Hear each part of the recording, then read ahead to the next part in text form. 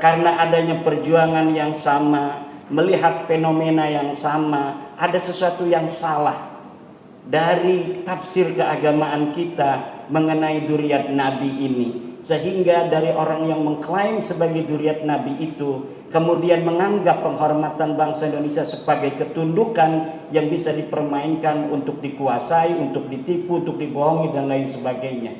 Gerentak hati itu kemudian ternyata resonansinya diterima oleh frekuensi yang sama. Hampir 80% masyarakat Indonesia sudah tidak percaya Bahlawi Habib itu keturunan Nabi besar Muhammad sallallahu alaihi wasallam. Mereka tidak percaya lagi Bahlawi Habib itu sebagai keturunan Nabi besar Muhammad per hari ini. Allahumma salli ala Sayyidina Muhammad.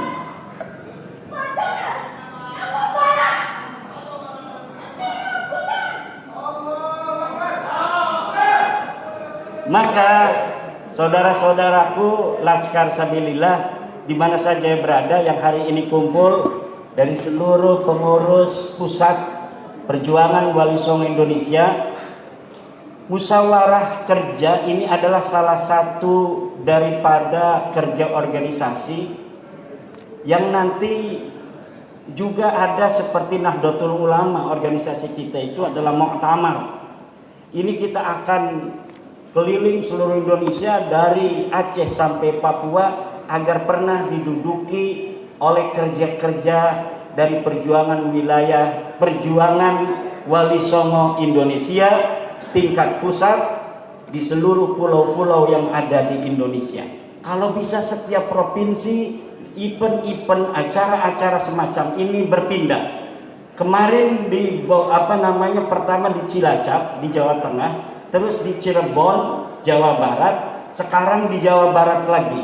Nanti Abah Yusuf mungkin bisa mengadakan acara di Banten, kemudian di Jawa Tengah, di Jawa Timur, di Madura, di Bali, di NTB, di Papua, di Maluku, di Sulawesi, di Kalimantan, di Sumatera. Untuk apa? Karena magnet dari perjuangan Wali Songo Indonesia ini hari ini telah merekatkan seluruh bangsa Indonesia yang selama ini mendapatkan kegamangan spiritual dari orang-orang yang mengaku sebagai turun Nabi, namun tidak terbukti secara ilmiah. Baik data DNA dari 180 orang yang sudah tes DNA itu tidak terbukti sama sekali berdasarkan laporan dari Badan Riset dan Inovasi Nasional yang sudah saya temui, juga berdasarkan laporan dari Family Tree DNA dan situs-situs lain penyedia jasa dari tes-tes DNA. Kalau secara tes DNA sudah tidak terbukti, ini qot'i. Kalau kajian saya itu kajian ilmiah. Kajian ilmiah itu dhannun qawiyyun, adalah dugaan yang kuat karena dia secara kajian pustaka. Tetapi kalau secara saintifik ilmu biologi ini tidak bisa untuk mengelak lagi. Contohnya otopsi. Otopsi itu masih perdebatan kalangan ulama. Ada yang membolehkan otopsi, ada yang mengharamkan. Tetapi ketika negara membutuhkan untuk sebuah kesaksian hukum, maka negara akan menjalankan otopsi itu tanpa melihat perbedaan pendapat yang terjadi di kalangan ulama. Begitu juga dengan tes DNA ini.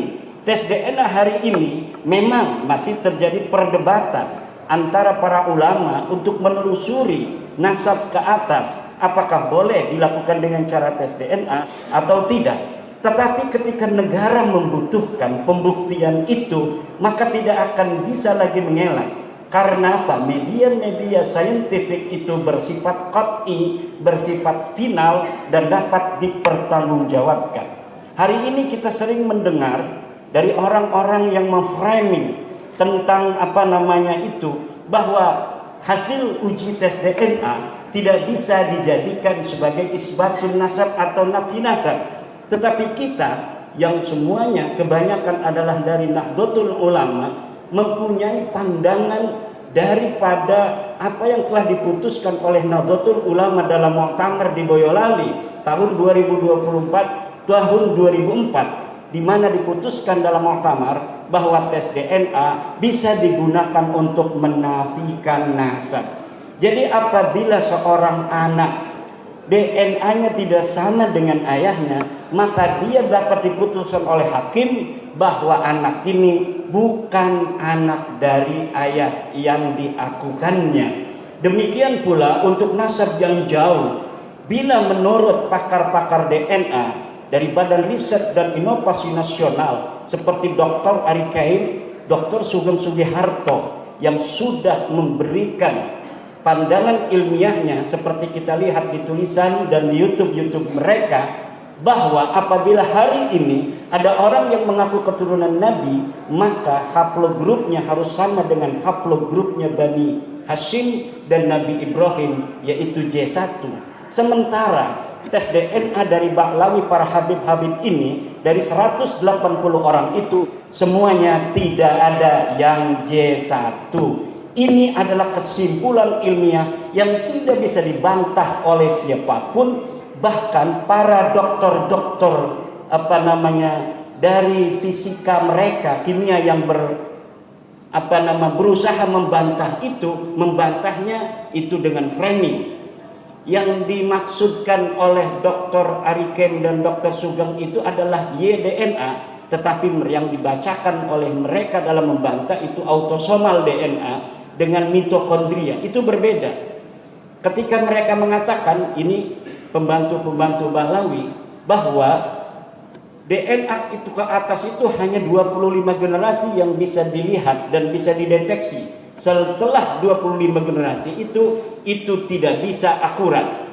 Itu yang dimaksud adalah bukan DNA dari YDNA, tetapi mitokondria dan autosomal.